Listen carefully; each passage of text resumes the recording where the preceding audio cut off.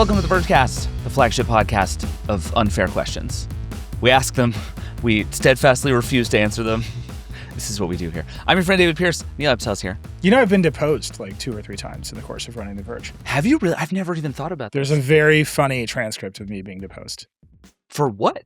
The important one was there was a game streaming service that Sean had called defunct, and they sued us saying that they were not defunct.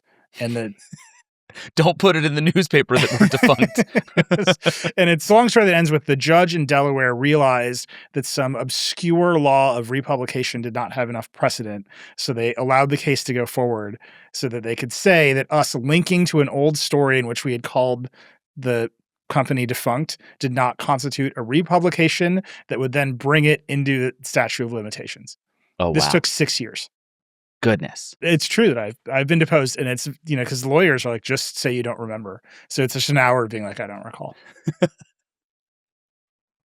Which I really, this is where like lawyer Nilay and journalist Nilay run into each other in my favorite way. Like you love to gossip. You love to share information that you know. You like to be a person who knows things, and yet you just have to sit there and you're like, I know the correct lawyerly advice is to sit here and say, I can't recall. You just don't remember. Not, whatever happened in the past has escaped your memory. So long ago. Yeah. Who's to say? Who knows? That's very good. So we do have a bunch of legal stuff to talk about today. The big news of this week, obviously, is Elon Musk versus OpenAI. We talked about kind of the basics of this trial and the run-up to it with Liz Lopatto on Tuesday. Go listen to that if you haven't yet. We got some unexpectedly spicy early testimony from Elon Musk himself. I mean, he's been on the stand. He's on the stand as we speak. Yeah. He is. He doesn't like it.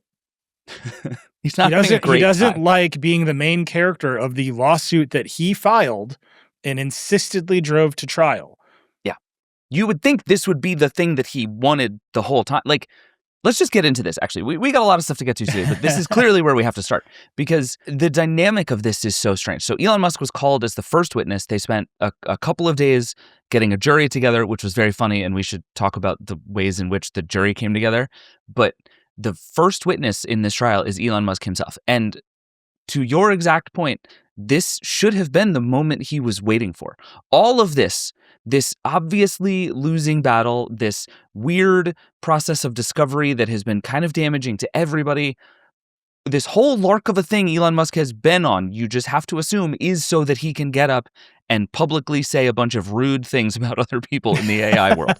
And he just did a bad job. Yeah, I mean, everyone thinks they know how the trial will go. I will remind the audience for the 10 millionth time that the law is not a computer. It's not deterministic. There's no predicting what will happen, especially in front of a jury. Sure. But you can do yourself some favors. You can be charming and warm and receptive and act like a human being on the stand when you're giving the testimony in the case that you filed and insistently drove to trial. And also, if you want to win the battle everyone assumes you're going to lose, doing all of the things you just described strikes me as even more important. Like, make the jury like you, Elon, becomes a very important part of this whole process. It's just very obvious that Elon Musk, in an environment where his money doesn't make him important and away from the social media platform that he controls, that algorithmically brings people around to tell them that they agree with him, is kind of an uncharming, unpersonable dick. Yep. And especially when he's under cross-examination from a lawyer who's being paid a lot of money to make him look like a dick. He is not prepared for that circumstance in any way, shape, or form. And you can just see it happening on the stand in this trial in ways that are potentially bad for like the entire AI industry. Just now, as we're recording, as we sat down to record, OpenAI's lawyers got Elon Musk to admit that XAI distilled OpenAI's models as part of its training. Oh, wow. Distillation is a process where a sort of less powerful model asks a more powerful model like what to do. I don't know how else to describe it. That's more or less what's happening. It trains itself by prompting the more powerful model. Yes. And you can feel a lot of ways about distillation.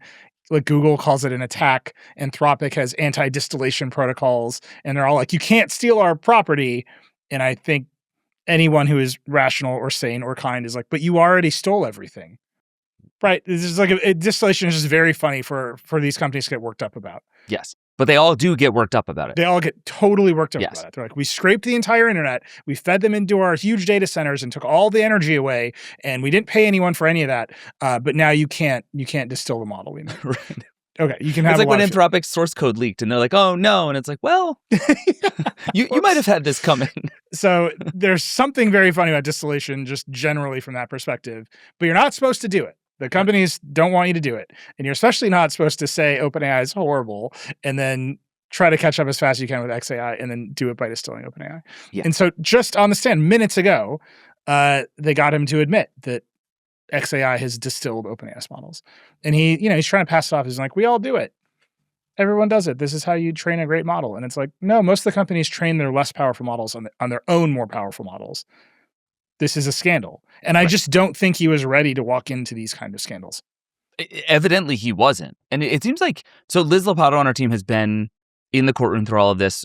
She's chronicling it all over the website. This is like, we invented quick posts as a format just for Liz to live blog things that Elon Musk says in a courtroom. You know what I mean? And so we should just start at the very beginning because this becomes delightful from like minute one of jury selection, which is sort of a weird thing to do, right? You ostensibly need a group of people who are going to be impartial. And the list of things that it is hard for people to be impartial about in this particular case strikes me as like astonishingly high.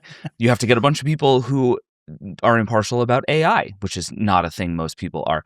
You need people who are impartial about Sam Altman, which most people are not. You need people who are impartial about Elon Musk. This is just like, this is a sort of unicorn type of person you're looking for in the jury. And basically very quickly, Liz seems to have discovered all of the possible jurors don't like Elon Musk. People hate Elon Musk. This is what I'm saying. If you get him away from X, a platform he controls that is algorithmically designed to just make him feel cool. Yes.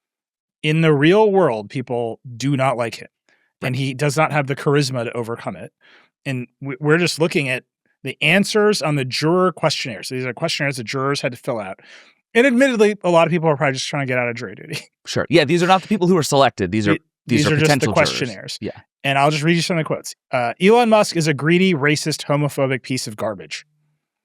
That doesn't seem like he's likely to win that jury over. Elon Musk is a world-class jerk. Another one. I very much dislike Tesla. As a woman of color, I am very aware of the damaging statements and actions Elon Musk has enacted and been a part of. And this keeps going and going and going until the judge, Yvonne Gonzalez-Rogers, who, by the way, is a recurring character on the Vergecast.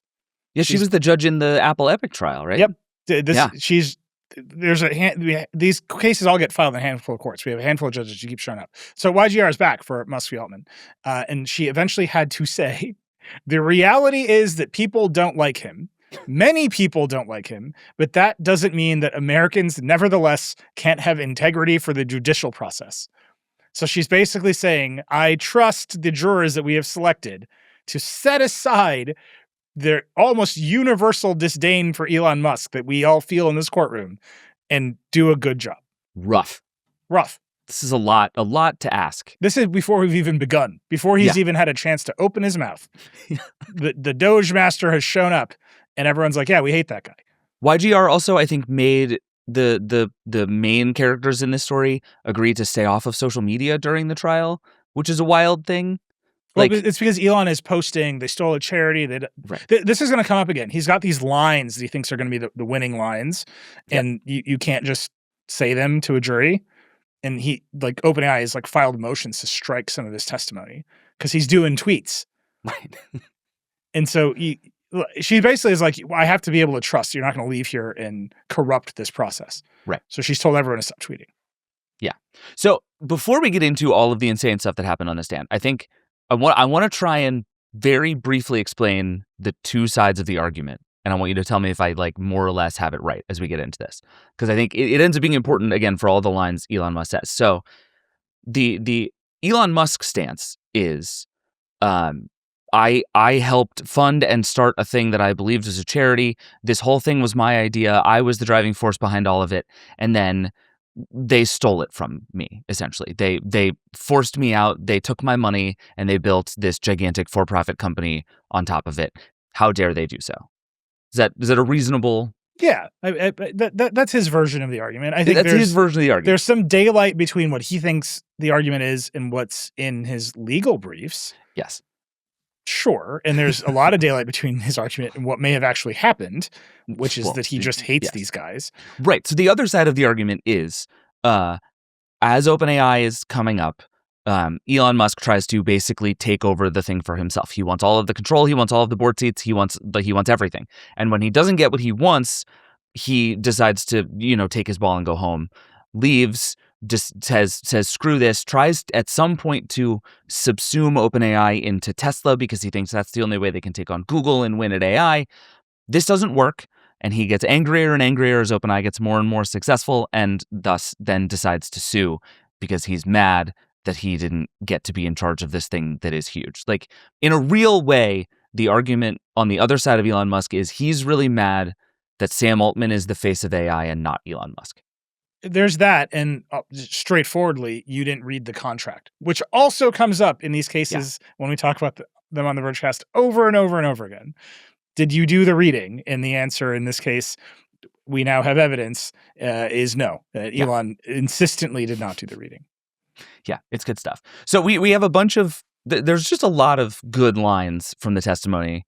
Liz has been in there talking through it all. We pulled some favorites. Nilay, do you want to start? Let's just run through the testimony and do some greatest hits here. So we're on day 3. As we record, we're on day 3. Yeah. So Elon's been on the stand for 2 days of the trial and several hours today. The first day was the direct examination. So if you ever watched a courtroom drama, this is when your own lawyer shows up and asks you questions about how cool you are. Right. And this is the time you're supposed to do very well and look very good. Right. They're like, how are you such a genius? And Elon's like, I can't possibly say. And like, this is what happens, right? He's like, I'm just a benevolent guy who wants to make cars. And so that first day he was really flat because there's no conflict. Yesterday, when cross-examination began, he just became a raging jerk. And cross is when, you get asked the leading question and the answer is yes or no. Mm-hmm. And if, that they can say, Your Honor, there's hostile witness, and you just have to say yes or no. Like that whole thing. Right. That's cross-examination. They say things like, isn't that right? Over and over and over. And it's designed so that the witness is only supposed to say yes or no. Right. And Elon hates this. It's like he's never watched a single courtroom movie in his life. Yeah. So at many points, he accuses OpenAI's lawyer of, quote, asking questions that were designed to trick me. And then he answers the questions by saying things like, you mostly do unfair questions. And then OpenAI's lawyer is saying things like, I'm trying to put the questions as fairly as I can. I am doing my best. And Musk just goes, that's not true. And this is just the entire, at one point, Liz writes, he refuses to acknowledge the nature of linear time. Because that it was like, before you were not a board member, you were a board member, yes? And he just won't answer the question. Who's to say? Yeah. So he's just like fighting the basics. Like, we're not even engaging on the basics of whether or not cutting off donations to OpenAI might create pressure on OpenAI, whether Andrej Karpathy, who he had recruited to OpenAI and then to Tesla, whether he asked him to stay at OpenAI, like just these like very basic chronology questions. Right. Elon's like, you're mostly unfair. You're mostly trying to trick me. Yeah. And I mean, there's another one of these that's just as good. And this goes to, did you read the contract? This is the one that really has stuck out in my brain over the last few days. Elon gets an email in 2018 outlining the bones of the for-profit structure. This is like one of the things actually that has come up in this trial and actually I think will end up being important is how long has it been a discussed possibility for OpenAI to be a for-profit corporation, right? Like there's this old clip that's going around of Sam and Elon talking, and Sam refers to OpenAI as a company, and Elon goes, OpenAI is structured as a 501c3 nonprofit. And a bunch of people are like, ah. But then it's increasingly clear that conversations about a for-profit OpenAI have come up many times, and Elon has acknowledged that he was okay with a version of that. But there's a moment where they send him an email outlining the corporate structure they're imagining for a for-profit version of OpenAI. And he says on the stand that he only read the very first section of it, which is, he says, I read the highlighted box with important warning, which is amazing. It sounds very much like the way the Trump administration handles Trump, where it's like you have to draw a big red box around the thing you need him to read. Otherwise, you just have no idea. By the way, the important warning was contributors should consider their investments as donations with no return. Right. So he's acknowledged that he's read that part. Right, which is important. And then Musk says, I didn't read the fine print. We're going into the fine print of this document. And then OpenAI's lawyer goes, it's a 4-page document. Brutal. It's so good. It's brutal. You can just tell he doesn't like being on the stand in this way because he can't ignore your tweet. He can't downrank you. His army of fanboys isn't there to distract with memes. He just has to do it in the lawsuit that he filed and insistently drove to trial. Yeah. Crazy. It's a 4-page document. It's just such document. A good, those are one of those moments where you can just imagine, like, he goes back to his law office at the end of the day and it's just like high-fiving all the paralegals everywhere. It's good stuff. He's got another line here where he says earlier, I don't lose my temper and I don't yell at people. And OpenAI's lawyer takes this as an opportunity to bait him into losing his temper. Which he does very successfully. Like immediately and successfully. Yeah. So in the same sequence, he says, I don't think I read this term sheet. I'm not sure I actually read this term sheet. I did not look closely at this term sheet. And then he's been deposed already. So there's already another version of this testimony. Right. OpenAI's lawyer points out that in the previous deposition, Musk didn't say that he'd read the first paragraph and nothing else. And Musk starts yelling at him. I said I didn't look closely. I only read the headline. And it's like, my guy, you can't be like, I'm very calm. I'm just here to save humanity. I never raise my voice and then start yelling at the lawyer. And then at the next turn, you have to start yelling at the lawyer. There's another part of this. Again, this is if you set yourself up to be cross-examined, you do have to prepare. It doesn't feel like he prepared for this obvious eventuality. Yep. And you can't trickster your way out of it. So if anyone listening has ever done like mock trial in high school, this one to me as a person who did mock trial in high school is just so funny because you can see him being the smartest kid in class and it not working. Yeah. So Elon writes an email about DeepMind and he says, DeepMind is moving very fast. I am concerned that OpenAI is not on a path to catch up. Setting it up as a nonprofit might, in hindsight, have been the wrong move. Sense of urgency is not as high. So OpenAI's lawyer produces this email. They show it to Elon. And they say, those are your words, yes or no. Elon's response to this, and I'm telling you, if you did mock trial, you understand exactly where this came from in his brain. Yep. This is a hypothetical.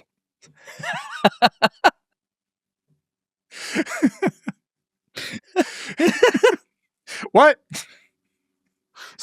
Are these your words, yes or no? This is a hypothetical. He's answering the question, is that a thought you might have had at the time?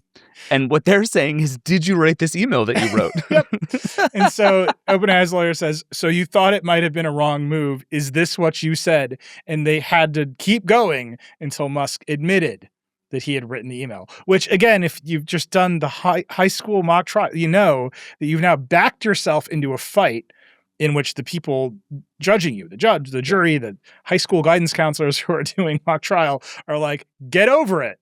Just like answer the question. Because it's not so bad if you're like, I did write that email. Can I explain what it means? It's very bad if you're like, it's hypothetical. Like I refuse to even acknowledge that you're asking me about this email. Right. And he's just doing this over and over again throughout this trial. Liz was as she was live blogging, she was like, this room is so testy and so uncomfortable. I think her line was, I can't even imagine having this person as a co-founder. Yeah. I mean, the funniest part about all this, and Liz starts her story with this, and also a lot of our commenters and stuff have been saying it, that one of the most remarkable achievements of this testimony is that it makes Sam Altman look really good. Like, Sam Altman is going to come off incredibly reasonable and kind in comparison. Maybe. I mean, Elon's we'll see. I mean, the thing about trials, and this has happened every time we cover a trial, like one side gets to go and then the other side gets to go. Yeah. And so this is the part where it just seems very obvious that, you know, Elon is going to get to make his case and it's not going well, but he's going to get to make his case. And then Sam's going to show up and it's all going to happen. Yeah. And the pendulum will swing back and forth. But as of right now, Elon is just being argumentative and petty. And Liz is in the room and she's like, it doesn't seem like a jury is buying this. There's another part of this. This is the most Elon thing in the entire world. He's arguing with the lawyer. he's arguing with apparently his own lawyer. And so he says, I understand leading questions. That's a leading answer. I was just about to bring this one up. And the judge says he can lead all he wants. Let's remind everyone, you are not a lawyer and you've never taken a class in evidence, which is an insane thing for a judge to remind a witness. Yep. And Musk's response is, I did take Law 101 technically, but yes, I am not a lawyer.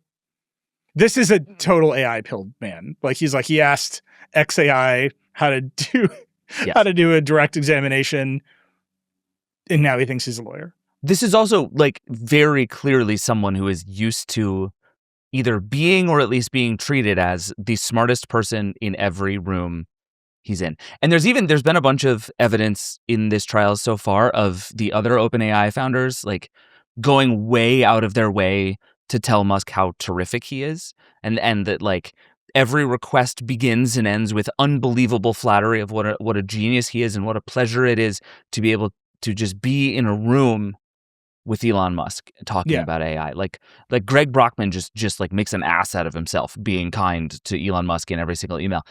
And you can just see this is a person who meets somebody who doesn't want Elon Musk's money. It actually is out to defeat Elon Musk in a very specific way that no one ever really is in Elon Musk's orbit. And he just self-destructs in the face. Yeah, he can't do it.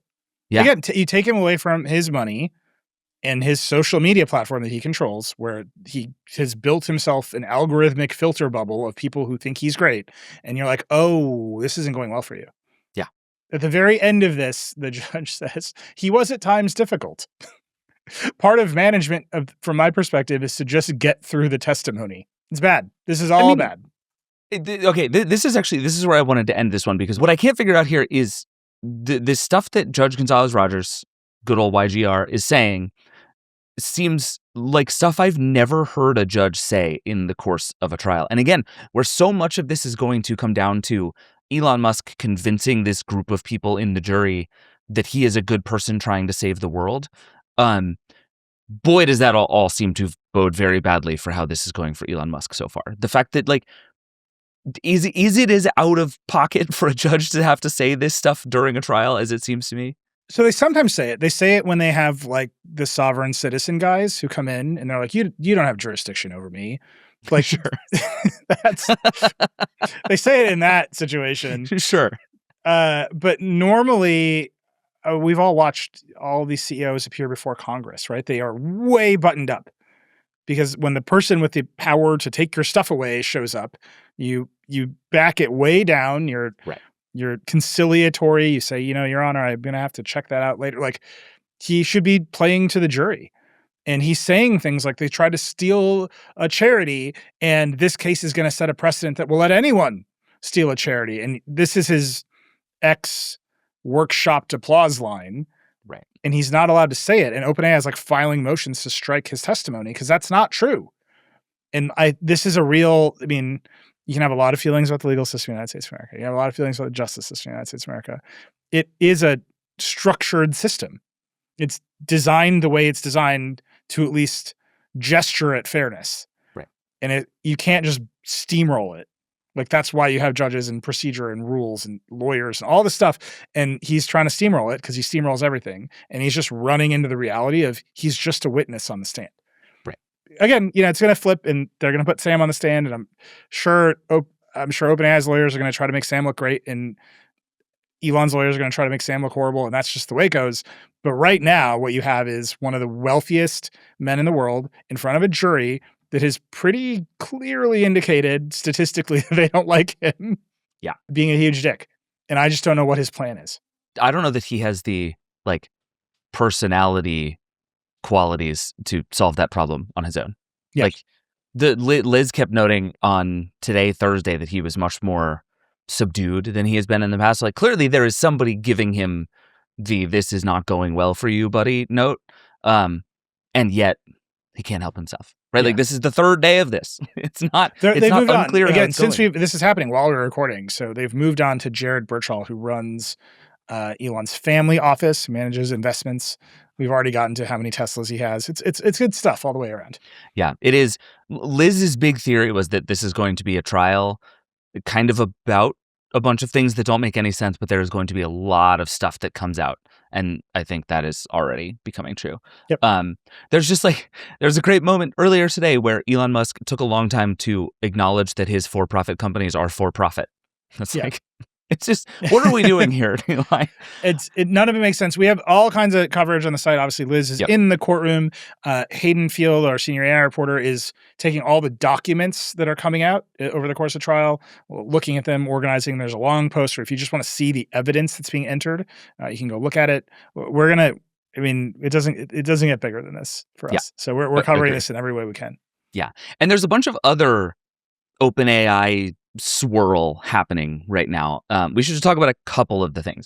I think the biggest one that happened this week is Microsoft and OpenAI essentially walked their deal all the way back, right? Like Microsoft and OpenAI for years have had this very complicated but very sort of important and lucrative deal by which they share revenue and technology with one another. This is how like Bing became what it was back in 2023. Did it? They made Google dance, Nilay. Listen, it was the greatest day of Bing's life. give it its one day. And this was like a really important tie-up for both of these companies, right? Microsoft owns a huge portion of OpenAI because of all of this. This is how OpenAI got a lot of access to technology and compute for a long time.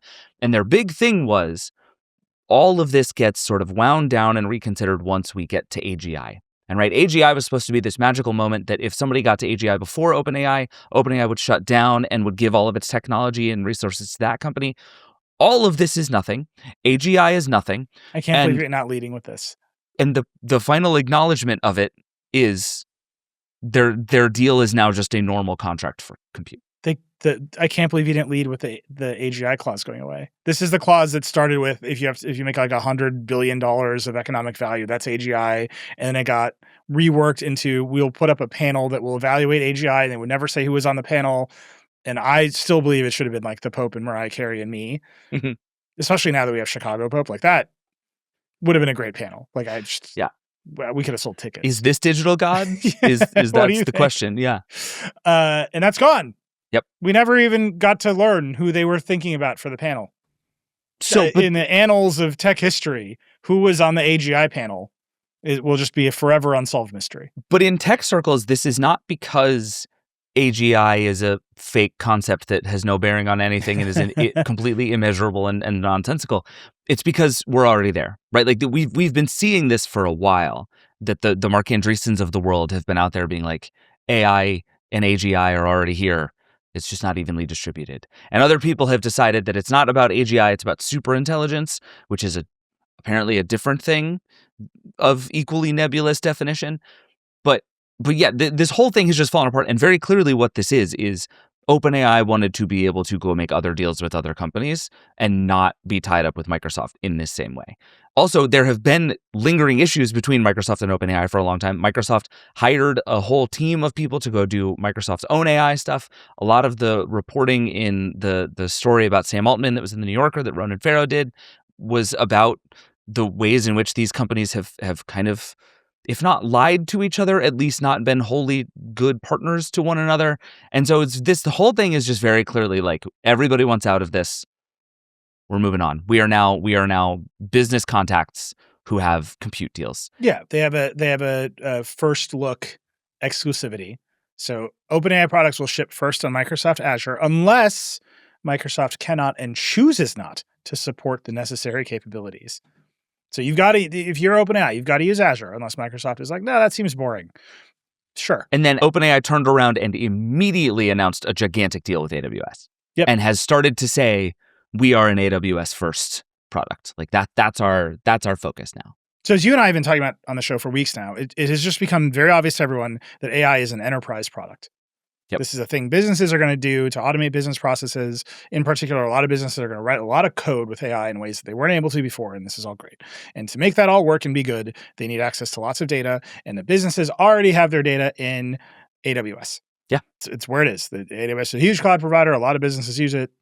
It's already there. Amazon is winning that race and has been for a very long time. And they're very proud of it. And so Microsoft is like, if you want the coolest AI stuff, you can migrate to Azure. And a lot of people were like, no, we'll just use we're cool. Anthropic. Yeah. Amazon spent a lot of money on Anthropic. We'll just use that. And so I think as OpenAI needed to get to an IPO and make more revenue and compete with Anthropic, which is resolutely a B2B company, they needed to get to AWS. I think the weirdness between Microsoft and OpenAI exists in a lot of ways. And now it's over. And we're just never going to know if Mariah Carey thought the computer was alive. And I'm personally very sad about that, as you can tell. But the decoupling of OpenAI from Microsoft has been in the works forever. This, to me, it's just very obvious this has happened. OpenAI needs more customers.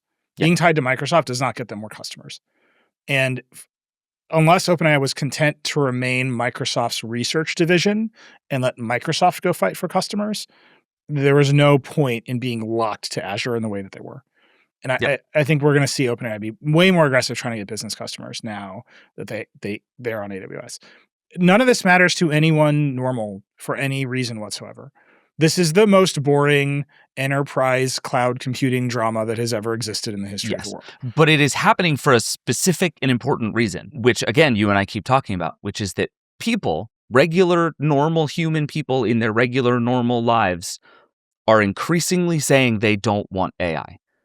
And they're saying it in ways big and small, right? There was this company Sensor Tower, which does really interesting like analytics data on the internet and on mobile apps in particular, came out with a study that says basically uninstall rates for AI apps are way up year over year. Just to give you an example, Claude has the best number. Claude is the best performer of all of the major chatbots with a 90% increase in uninstalls year over year. ChatGPT is up 257%, and this was measured in particular around all the stuff with the Pentagon and the Department of Defense. And wait, let me understand this rate. So uninstalls are up 257%. Yeah. Not 257% of people are uninstalling the thing.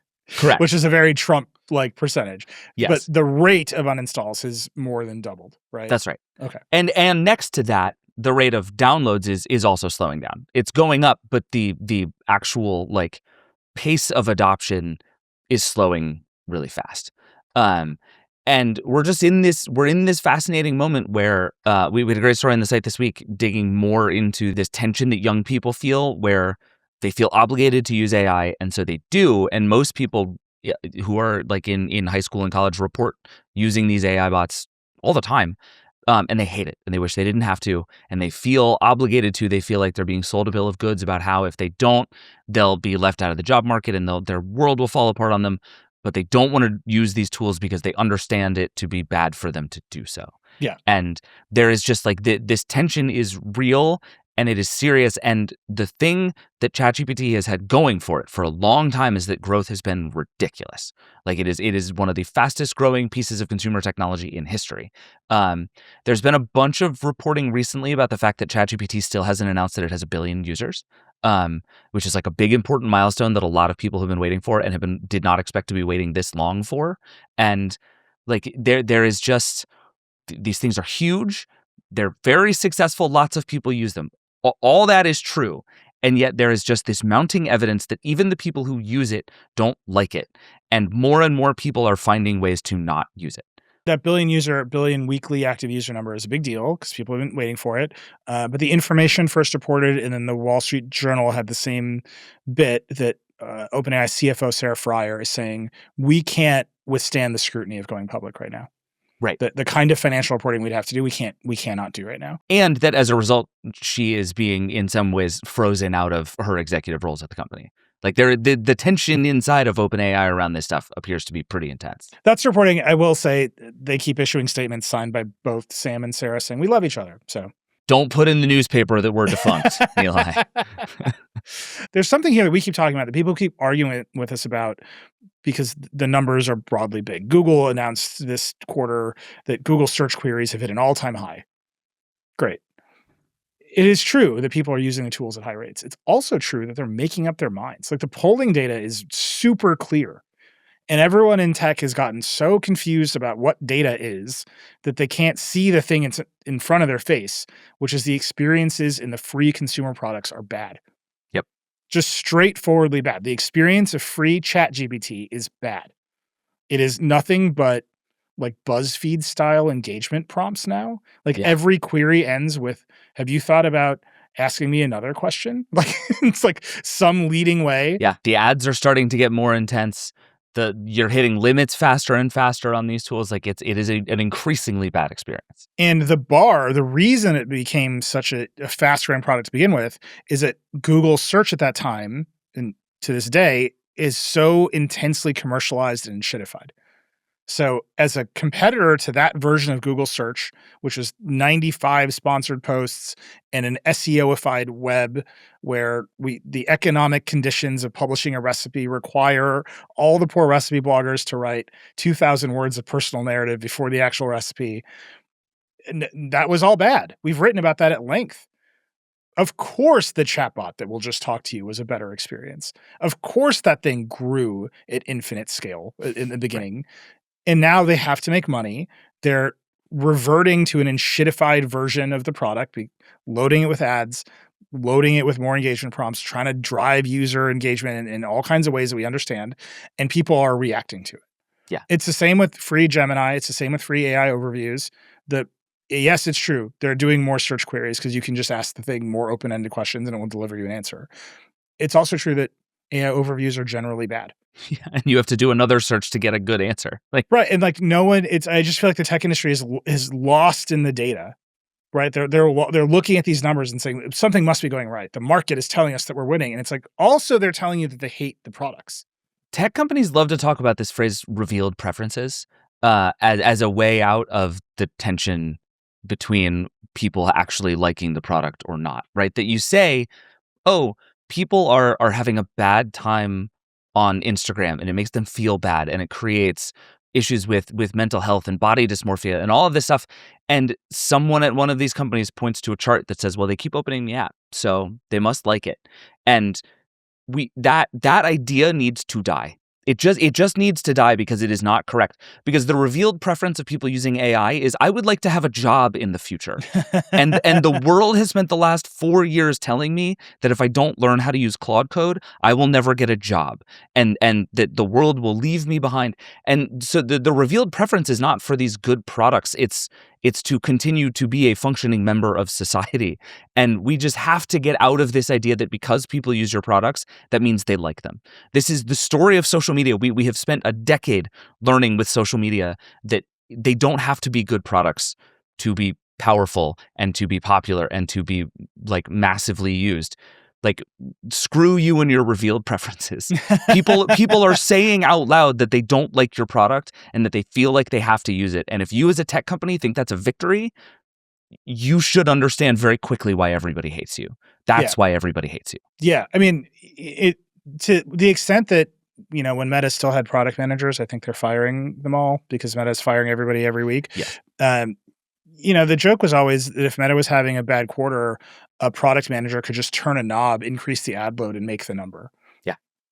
Inside of a tech company, that sort of decision process where it's like, we can just make more money by making the user experience slightly worse for a few weeks is pretty normal. Like, there's a reason it's a joke. Like, by the way, Meta this week revealed that to be precisely correct. Meta revealed that it lost 20 million users in its family of apps that Meta stopped breaking out which app had which many users because I think it would make Facebook in particular look bad. So it bundles all of its stuff together, and that whole number across all of them, which protects anything having kind of a down quarter, went down 20 million users. That's a big deal. Do you know what went way, way, way, way up is the amount of money that Meta made last quarter. Yep. Like a record-setting jump. Like they just turned the knob, and they will keep turning the knob. The way they did it is super interesting, and I'm jealous of the story. So this is a New York Times story by a friend of the Vergecast, Trip Mickle, by the way, and Eli Tan. And I'm utterly fascinated with how the ads economy works. I think understanding the money of the internet helps you understand the internet, and so I'm always just fascinated by it. And there's this thing that's happening on Meta platforms and on Google platforms specifically, where the old way of ad targeting, where you would show up with your ad, which is called creative in the industry parlance, is very good. You have to call it creative to make yourself feel good about it. So you'd show up with your ad creative, your video, your picture, whatever it is, and you would say, I made a razor. I like to target this razor at men 18 to 35. Go find them for me. You know who your users are. Put this ad in front of them. And they would do it because they have a lot of data. And then you could refine it even more. You'd be like, I think my razor blades are going to sell really well to men 18 to 35 in metro areas who have previously looked at shaving cream. And they have a lot of data, so they could target it. And you, the advertiser, were trying to go find your audience, right? And you could run all these experiments and refine different ways. Right. That's over. The big jump in revenue is that they have flipped the model upside down, and they are using AI to look at your ad, to look at your product, and then they're going and finding you the customers that are most likely to want to look at your ad and buy your product. Oh, interesting. So you just say, I have shoes, and it is now, you used to have to say, I want to sell these shoes to XYZ kind of person. Yeah. Now you just say, I have shoes, and Meta does the rest for you. Yeah, and not even I have shoes. It's here's my ad. Right? I made a video. Like, here's the ad I made for shoes. And go find me people who are likely to look at this ad and convert into shoe purchasers. Whoa. And so the line that the industry is using that I've heard over and over again is the creative is the targeting. So you just make different ads that you think will appeal to different groups, and you make dozens of variations, and you like fire them off into the AI ad system, and the AI ad system looks at your ad and says, okay, this video looks like these videos that this group of people is interested. We're going to give this ad to them, and they're going to go find you the customers. And this is, you can just imagine the next turn, which is, oh, we can edit the ad with AI to make it more effective to the customers that we're finding. Or, and Zuckerberg has said this out loud, don't even show up with the creative. Show up with the product and some money. Give us the money. We'll generate the ads for you and just deliver you results. Right. Take one picture of the shoes. We'll do the rest. And we'll do the rest. And by all accounts, this is a massive success for both Google and Meta. Yep. That small companies in particular, who were never any good at advertising because they're small companies and who can't afford the big agencies that used to sell this kind of data analysis, they're just showing up and being like, find me some customers. And their sales are going through the roof. So they're just dumping more money into the system. And you look at that and you're like, well, that's actually great for a bunch of small companies. And then you also look at it and you're like, this sucks so much. Yeah, it's real. Like, it's tearing the ad industry apart. It's certainly devaluing creative across the board. It's subjecting all of us to the creepiest kinds of targeted advertising that have ever existed in the entire history of the world. But then a bunch of small companies are finding more and more customers. I could not tell you. I've been thinking about this story since I read it, since I've been hearing all the ad people say the words, the creative is the targeting, which is a real mind bender. Because at the end of the day, like, they also want you to give up the creative. They want you to stop making the ads. I don't know, man. Like, when I say it's enterprise software, when you say it's enterprise software, it's this. Yeah. They took the AI tools, they invested in all the AI tools, they built the tools for themselves to run their ad targeting system. And it is, by all accounts, more successful than any ad targeting system or any advertising platform has ever been in the history of the world, even as the users go down. But it's not like great consumer experiences in any way, shape, or form. The digital god stuff is a marketing scheme to bring customers to your ad targeting system. Like, that is sort of the story of the last 20 years of the internet, and it is just more nakedly that story than ever. But when we get into ad tech, that means it is time to pull the ripcord on whatever we're talking about. Get out of here. Let's turn now to the Hype Desk. This is where our friends Ross Miller and Ashley Escada come on and tell us what's cool in the world. Sometimes it's sponsored. Today, it is not. Ross, Ashley, welcome back. Hello. Thank you for allowing us to return. I'm surprised you haven't changed the locks, if I'm being honest. Nilay and I have been talking. We've decided that one of your most important jobs on this show is to tell us what TV shows are cool. This is literally just like a thing that Nilay and I both require in our lives at this particular moment, and this is a thing I think you guys can provide for us. Ashley has just a thing for you. I can good. provide. Yes. I love television. I will binge watch TV. I'm obsessed right now with Widow's Bay on Apple TV. This is so good. It's a horror comedy. Katie Dippold of Bridesmaids created this, and it is Matthew Rhys is the star. He's the mayor of a small little island town in the Northeast called Widow's Bay. And Stephen Root is in it as like your resident weird guy. It's got all the things that you want. And there's some elements of like, it reminds me so much of Twin Peaks. And I think that this generation needs we need a Twin Peaks for this Is gen. it as weird as Twin Peaks? It is as weird. The other person who's kind of co-creating is Hiro Murai, who did all the Charles Gambino videos. Yeah, he directed it. Yeah. He did all of Atlanta, basically. So it's that kind of like modern weird. I will say, kudos to Apple for being the only streaming platform left willing to release things once a week and actually stick to it. Kudos. And B, this suddenly the Twin Peaks comparison instantly makes it make sense why all of my TV nerd friends have been excited about this show for like months. Like, this is the show all of 2026. Every TV hipster I know, all of whom love Twin Peaks, have been extremely excited for this show. Yeah. It feels like it hits for me right now. Fair enough. Like, also, again, kudos to Apple for... I miss the golden age of TV that was like Richard Pepler's HBO. I miss that era, like a lot. And now I feel like Apple TV's been on such a tear over even just, 5 years now? I mean, they're just crushing it. And if you're a connoisseur of fine television shows, a content person, as it were, if you don't have an Apple TV subscription, like, you're really missing out. There's so much good sci-fi, like so many good sci-fi shows on Apple. Yeah. Do you think John Turnus knows them? Like, I've read a lot of coverage from the Hollywood press. It's like, who's this new guy? Will he keep paying us money? Does he know we're down here? Yeah, exactly. We're in Like, it's LA? like, yeah, his job is to just ignore it, I think, is what everyone wants to have happen here.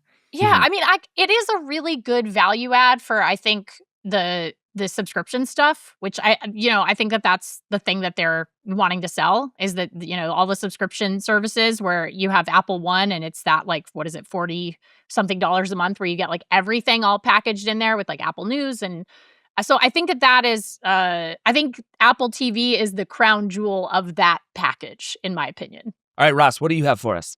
I've got Coyote versus Acme. I'm stupidly excited for this. We weren't here last week, but right after the show went up, they dropped a trailer for this movie. And you all may not know about this movie. It has been so long coming. It got finished in 2022 and then immediately shelved by Warner Brothers for a $30 million tax write-off. It was one of the 3 movies that Batgirl and some Scooby thing. But this was a fully finished film. Fully finished, ready to go. Completely done, not like, oh, it still needs post, like, production, like visual effects. Do I just not know how to do my taxes? It definitely feels like I should be like, I wrote this book I didn't publish. Yeah. I'm shelving it and I'm not releasing it, and it's worth $30 million. No one will ever see the light of day, but I could tell you it was going to be a $1 million seller. No, so it was one of those movies during kind of the early Zaslav years where they're trying to get the finances figured out. All these filmmakers who had seen it, they're like, this is the next Who Framed Roger Rabbit. It's an animated kind of live action hybrid. The plot essentially is Wile E. Coyote keeps going after the Roadrunner with these Acme products, right? And they've broken every time. So he's fed up.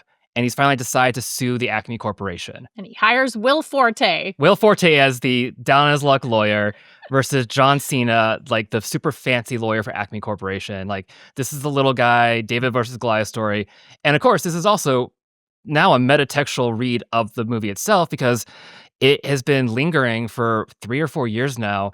There was a couple of near misses. Netflix and Paramount tried to buy it. Warner Brothers said, no, we want $80 million. Finally, I think they just gave up. This smaller independent distributor, Ketchup, they've done a lot of like little smaller mid-tier movies. They picked it up just recently, I think in March, for $50 million. And it is finally going to see the light of day in August. The trailer just dropped. Is it funnier if this movie is great or if it's horrible? Like, just from a pure, this is the weirdest story ever. Like, is it a better ending if it's like a smash hit or if it sucks? I will be equally satisfied either way. Yeah. I think that's right. It's either a very funny story or like, stick it to the man, Coyote versus Acme is awesome. Like, it's kind of a win-win. It's entertaining either way for us, the viewer at home. But yeah, I mean, it could be another like K-pop Demon Hunters, but they just didn't realize what they had. Like, Sony gave it to Netflix for dirt cheap, and now it's like, shoot, now we got to figure out how to like monetize the back end. I will say, all of the people on the internet, because I am terminally online, and I saw the outcry of people being like, this is terrible, we can't put the Looney Tunes in a vault. You better go see this movie. Like, Yes. You better go see this movie. This movie needs to make like $500 million. It doesn't need to cross $1 billion. It doesn't need to be the Mario movie, but it does need to make a statement, and that requires people to actually go see it. So go see it. It's a lot to ask in 2026. Oh, yeah. I know. It's but like $400 for a movie ticket now. I understand. Yeah. I saw Project Hail Mary the other night alone, and it was like $90 all in. It's rough. But wasn't it gorgeous? The popcorn was this big, though. It made me very happy. The popcorn supply chain is rough. Big popcorn. That's for another day. Ross, Ashley, thank you guys so much for being here. We will see you back here next week. We are going to take a break, and then we're going to come back. We got some more stuff to talk about. Gadget time. We'll be right back. Support for the show comes from Zapier. AI is becoming more and more a part of the real world. But just talking about AI doesn't help you be more efficient at work. For that, you need actual tools, like Zapier. Zapier is a way for you to break the hype cycle and put AI to work across your company. For real. With Zapier's AI orchestration platform, you can bring the power of AI to any workflow, so you can do more of what matters. It lets you plug leading AI models like ChatGPT and Claude into the tools your team already uses, so AI shows up exactly where it's most useful.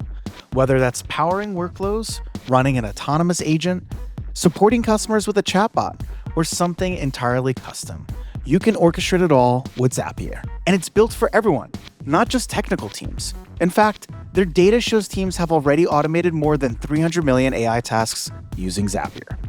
Join the millions of businesses transforming how they work with Zapier and AI. Get started for free by visiting zapier.com/verge. That's ZAPIER.com/verge. Support for the show comes from Hostinger. Every business has its impact, and with AI changing the landscape, the barrier to entry has never been lower. Whether you're starting a side hustle or building the next big thing, Hostinger lets you go live in minutes, not weeks. Hostinger is an all-in-one platform that brings everything into one place: your domain, website, email marketing, AI tools, and AI agents. You can create websites, online stores, and even custom apps without coding or design skills. Then use AI agents to automate tedious tasks and help grow your business. Turn your one day into day one.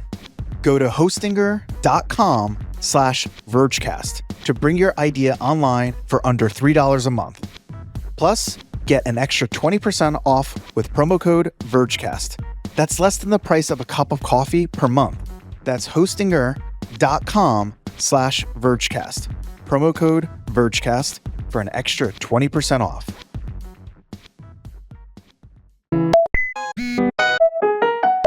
All right, we're back. Nilay, we have a bunch of gadget news this week. All on a really fun spectrum for me of so a bunch of things that I think you might be really into, and then a bunch of things that I think you may have absolutely no feelings about or interest for. So I've invented a new game, and it's called Does Nilay Care About This? I love all gadgets. Don't do this to me. You love all gadgets in theory, right? Like you love that gadgets exist. Yes. Sometimes you don't care very much about a gadget. You're like, I'm so psyched that you're here. I want what's best for you, and I hope you live a great life. Just don't talk to me anymore. Yeah, it's like that's how you feel about some gadgets. So we have a bunch, and I'm just gonna name some gadgets, and we're either gonna talk a bunch about it, or we're gonna talk very little. People are gonna be so mad at me by the end of this. All right, let's do it. The one I want to start with is I think probably the gadget of the week. It's the Steam controller. Do you care about the Steam controller? Okay, first of all, I need to say I do believe it's the gadget of the week. Without question, people were so into the Steam controller on our site this week. I understand why. I intellectually understand why. Mm-hmm. Okay, I am going to convince you that you should care very deeply about the Steam controller. But first, let me just play you something that Jay Peters on our team made. He reviewed the Steam controller, and he made something for us explaining what this thing is and how it works. Let me just play it for you. Here's the Steam controller ringing like a telephone. I have in my hands Valve's new Steam controller, which I've been using for about 2 weeks to play a bunch of games on Steam. It's a great controller for playing games, but there's all sorts of really cool small touches that make the experience even better. Like, if you lose the controller, you can just ping it. The controller has nice chimes when you turn it on or off. The included puck that gives you a low latency connection also snaps onto the back of the controller so you can charge it magnetically. You can see a live indicator of that low latency 2.4 gigahertz connection right from Steam's settings. Here are the back buttons, which open up all sorts of customizations for when I'm playing my games. And I love the quick access button that opens up a menu so I can connect wireless headphones or check performance in my games. You can even use the controller to type into text boxes on your computer. Or, in a pinch, you can use it as a mouse and keyboard to navigate your BIOS. The Steam controller will be available on May 4th for $99. I'm probably going to buy one. Nilay, this is the thing.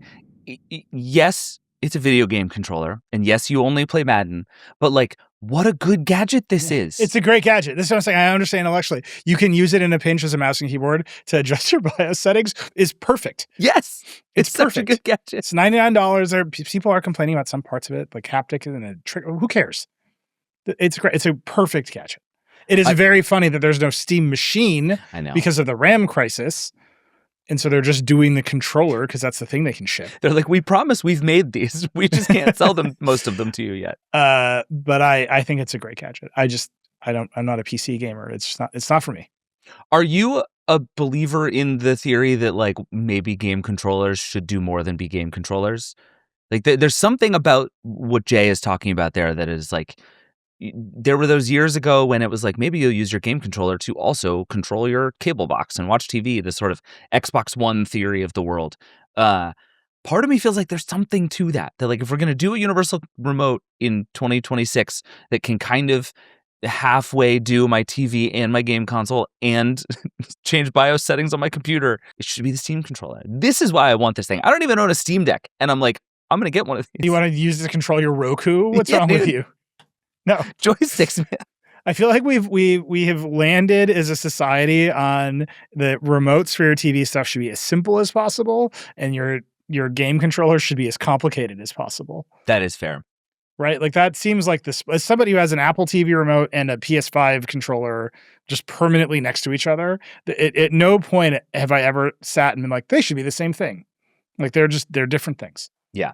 I will say, in this particular case, I respect the hell out of the Steam controller for knowing exactly what it is and who it's for, which is just endless customization, right? Like this thing is basically not supposed to work out of the box. It obviously will, but it is meant to be tinkered with to death. And this is a thing that the whole Steam ecosystem has done really well over the years. Like the Steam Deck does a really good job of being customizable and having lots of different ways you can do things. You can map buttons to different things. You can run all kinds of software. Like this thing is a tinkerer's paradise in a way that I think is really cool. And the Steam controller seems to have found a way to do that is actually even like more user-friendly than average in a lot of ways. And like this thing is, you can see why people are excited about this, right? This is the exact thing you should deliver for this group of people. And I think that's really cool. Yeah, Steam knows its audience. You know, the thing you were saying earlier about revealed preferences and tech companies getting all confused with their data, big tech products, the ones that have to move the needle and billions of people, they all treat everyone like they're stupid. Like, you don't know what you want. We know what you want. Right. 2% of people don't like this. Those 2% of people happen to be 100 million people. Who cares? Like that's just how their brains work on the big platforms, the big products. And then products that take their own audiences seriously and let them make choices and customize in user-friendly ways. You can just see there's always love. It's just love. Yep. And like this is one of those. I understand intellectually. I understand why the Steam controller is a big deal. I will say I am substantially less excited about the idea of being able to ring my controller as Jay was, but props to you, Jay. But I do think the thing, and this is a thing you will appreciate as somebody who I'm sure has had to fight with syncing controllers to game consoles, that little puck that just plugs in and snaps on and immediately pairs the controller, unbelievably good idea. Yeah. Fabulous. I have fought Bluetooth settings so many damn times over the years. Because I had one PS4 controller that I would use on my PS4, but then I would also pair it to my iPad and use it as an iPad controller. And trying to go between those two things, what are you doing, man?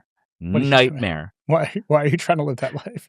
Just buy another controller. I don't anymore. I have learned the error of my ways, and mostly I just don't play games on my iPad anymore because it's not worth the hassle. That's the end of that.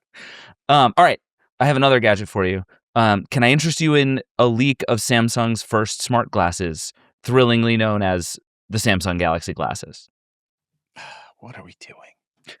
I'm never going to wear glasses that say Samsung on the temple. It is not going to happen. I don't know anybody who's going to do that. It's a really good point. It's 0% chance of success. I think even the bar for Apple putting a logo on the right temple of your face is a super, super high bar. And Apple is much more likely to get there than Samsung ever is. I mean, there's a lot of like conversation about whether Ray-Ban ruined its brand by partnering with Meta. Yeah. Like Meta needed the Ray-Ban brand. And no one's putting the Facebook logo on the side of the glasses. Totally. And now people see Ray-Bans and they think of creepy glasses. Yep. V-Song wrote a great piece for us this week. She kind of reviewed all of the smart glasses that are available. And she was like, what was her headline? All these smart glasses and nothing to do. Yep. These products are fundamentally useless. They're just cameras for your face with a little bit of AI assistant thrown in the mix so that everyone can claim their AI. I don't know, man. Well, and it's fascinating because I think the thing she has struggled with that I think is everyone's feeling who gets one of these is even if you are actually compelled enough by the idea of a camera on your face to buy these things anyway, which lots of people are, like our friend Joanna Stern has a pair of these. The Meta ones. Like eyes open that they're cameras. Like she's fine with it and that she loves them as a camera. The social cost of wearing these things is climbing so fast that I think that is starting to turn on people. And like V was talking about this, she's like, even when people don't notice that I'm wearing them, I know that I'm wearing them and I start to feel weird. It's like I'm wearing these glasses that I need to see and I go into a bathroom and suddenly I feel the need to like apologize to everyone in this bathroom because I'm wearing glasses that I need to see because they come in prescriptions now. But they are smart glasses and they do have a camera and I'm not recording. So like there's such a weird social dynamic to this that this is Nilay's theory of wearable bullshit, right? Like the killer app needs to be so killer to be worth individually and as a society solving these problems. And V's stance is basically like we're nowhere near it. None of the AI is it. None of the cameras aren't yet good enough to be it. Like there's just nothing here. Again, the killer app is names and faces. I will reconsider a lot of my own personal stances about technology and surveillance and invasiveness if you can give me names and faces. Sure. I still think, and I actually think a lot of people will find that too creepy. Yeah, they should. Because you need to build a worldwide facial recognition database. I'm just saying my personal power will increase so dramatically that, I'm open to the idea. So that's how you get above the curve of Nilay's theory of wearable If you bullshit. can combine my just general level of wanting to talk to people and being charming with actually the capability of remembering anyone's name at any time, whew. Like, we're going to change a lot of things real fast. The FCC is going to get a lot different. You know what I mean? But,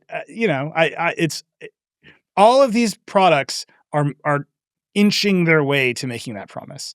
Yes. And I don't think they're useful enough yet. And I certainly don't think a Samsung clone of a Meta product that people are already starting to dislike is going to get them anywhere. No, and they're all pushing harder and harder towards being AI products, right? Yep. This is like they want you to think that the killer app is ongoing access to AI. The camera is an input system. The microphone is an input system, that somehow these are all going to work. And V's stance, and I think most people's at this point, is like none of that really works, and it's not.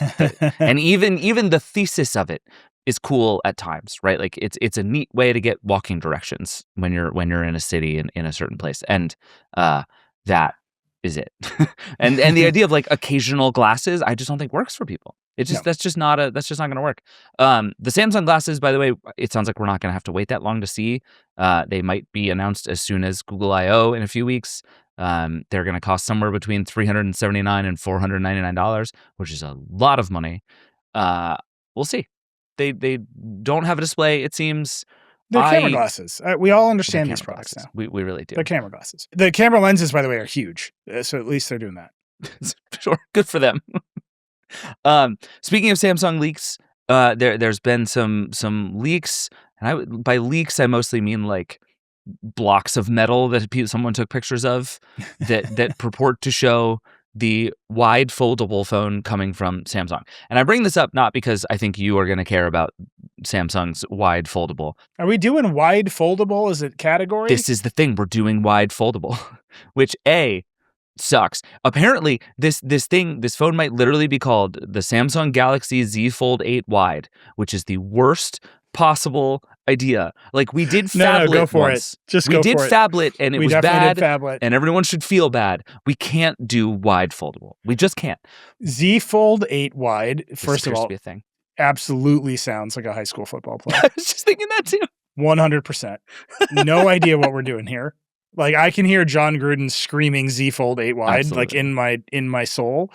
I mean, what else is it? It's a foldable, it's a little squatter, and it's going to open up into a basically landscape tablet? Sure. So the reason I ask is because this also seems to be the ongoing theory about what the iPhone is going to be. That rather than do the sort of tall TV remote when closed, tablet when open, that Apple is also building something that is a little shorter, a little squatter, and this might just be the future of the foldable phone. And I'm curious how you feel about that. This is just another category where I intellectually and emotionally want it to win.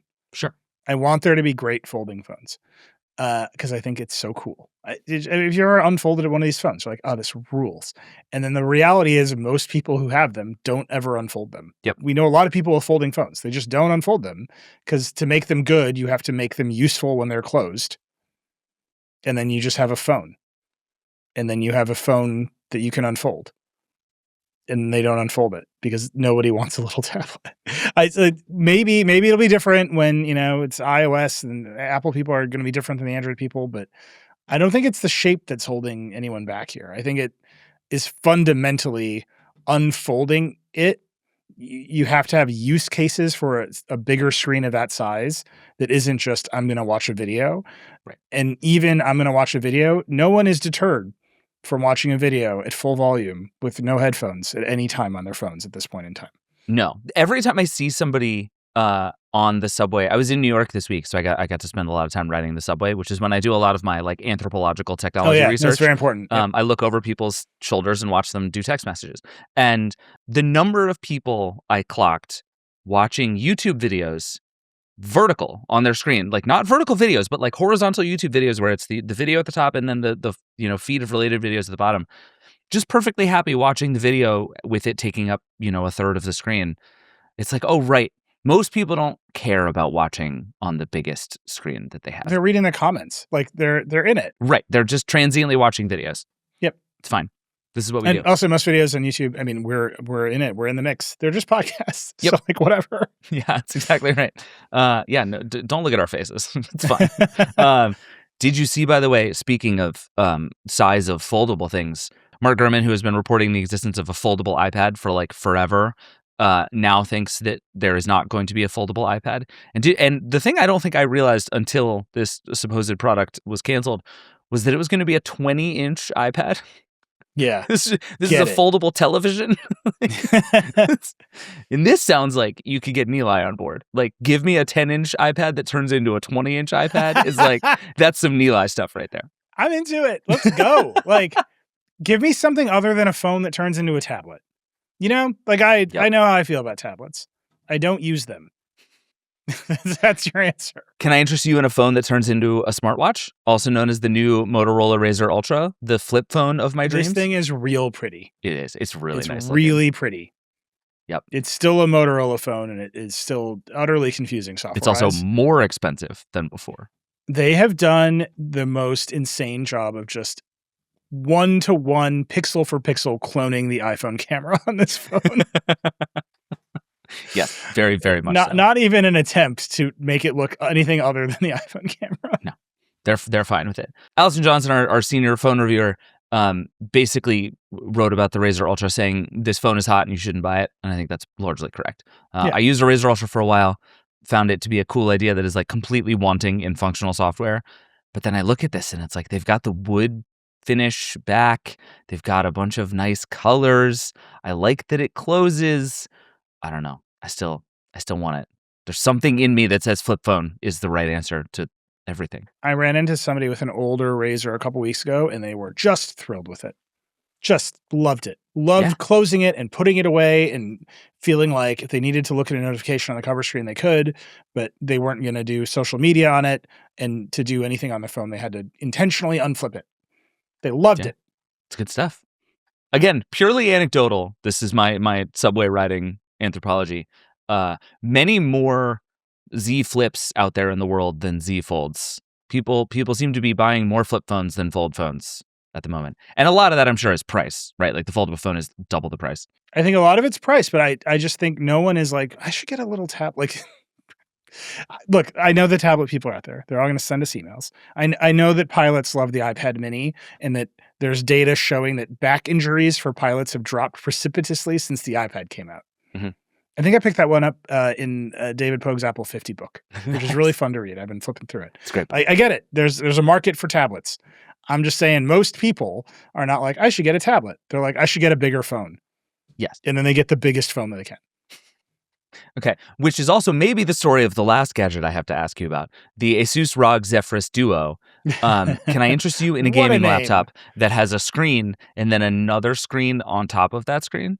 I've never been more excited about a product in my entire dude. life. This is the pure one. Nilay. Especially because you can make it go up vertically Yes. in like this very precarious and also somewhat like scary way.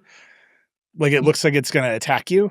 Yeah, I mean, the one is sort of tipping towards you at the end of this process. Yeah. This is a laptop for someone who's very serious about video games and also trading crypto. Yeah. It has two 16-inch OLEDs.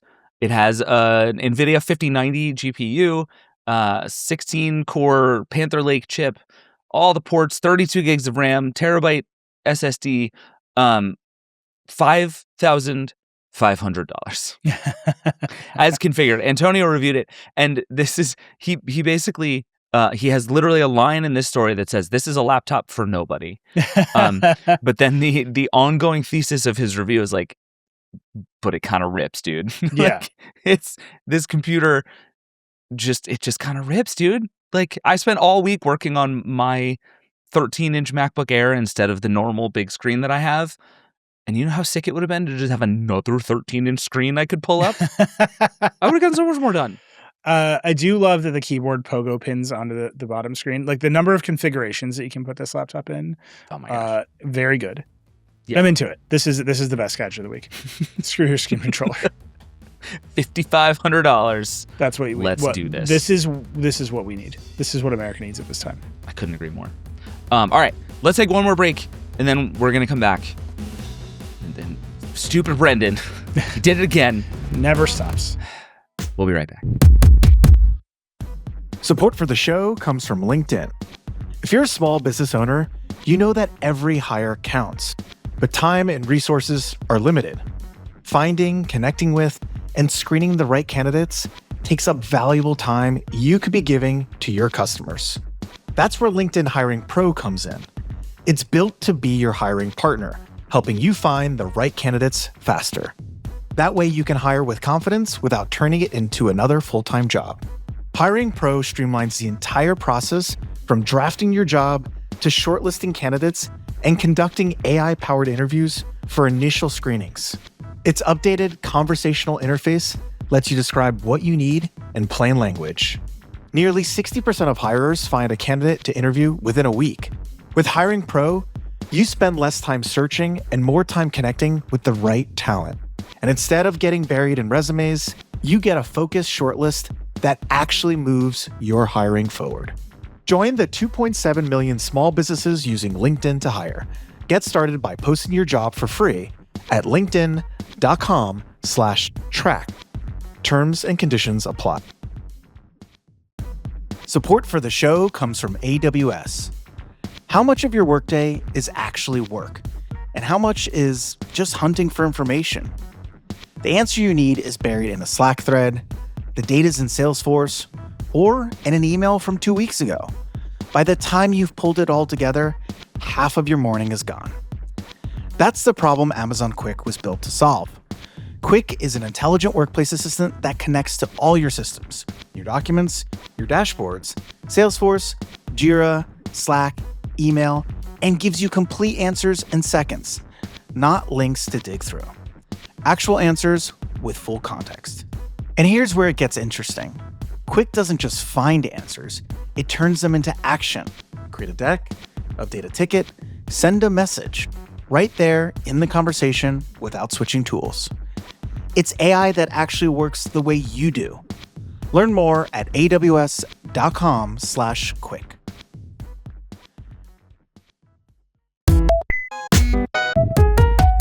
All right, we're back. Nilay, I don't even have to ask. It is time once again for America's favorite podcast within a podcast. I know it's time again because the man has escaped containment as he does from time to time. Brendan Carr is a dummy. Brendan Carr is a dummy. Thank you to everyone who has reached out telling us how much you love the new official theme song of Brendan Carr is a dummy. We've gotten some licensing requests. Yeah. It's this thing's going to We'll be get it on out the, there. It's going to be on the Billboard charts.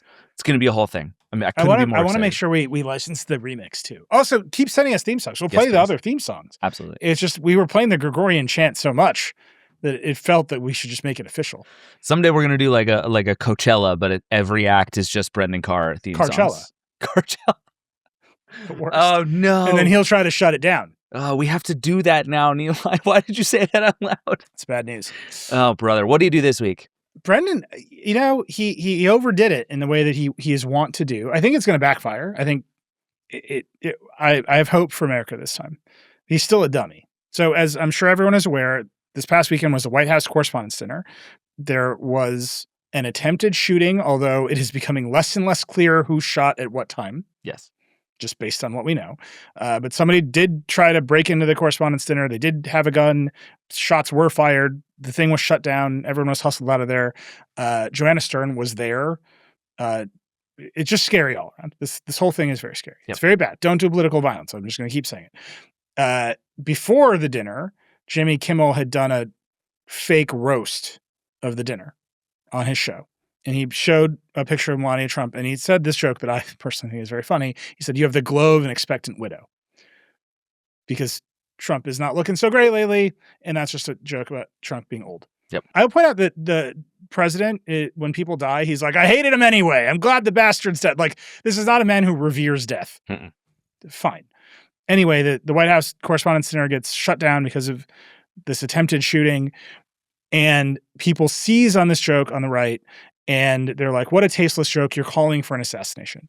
There's not a reading of that joke in which Jimmy Kimmel is calling for an assassination, right? Well, this is just pure outrage culture. Yeah. At every possible level.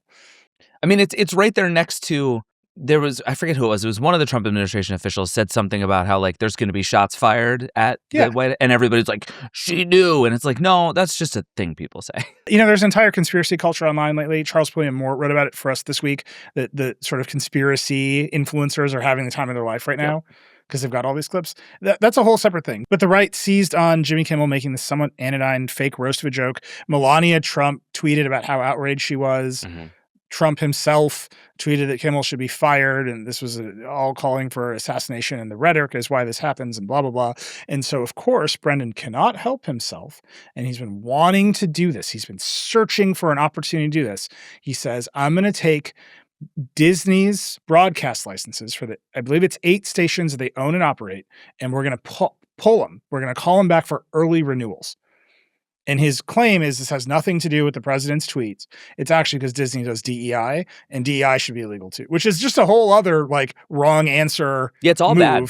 By Brendan Carr. Mm-hmm. But he can't say I'm doing retaliation because the president's mad. So he's saying, actually, the president was mad about DEI a while ago, so we're doing that one.